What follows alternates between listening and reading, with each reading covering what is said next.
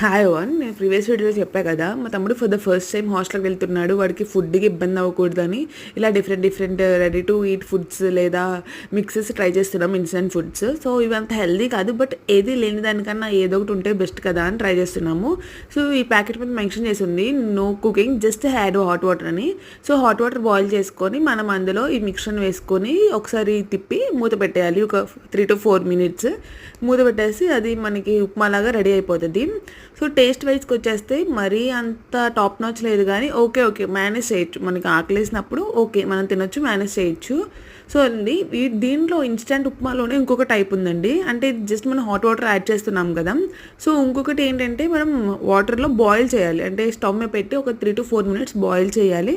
అది కూడా ఇన్స్టెంట్ ఉప్మానే, అది కూడా తెచ్చాను, అది కూడా ట్రై చేద్దాము. సో ఇదైతే మనకి ఇలా వచ్చిందండి కన్సిస్టెన్సీ.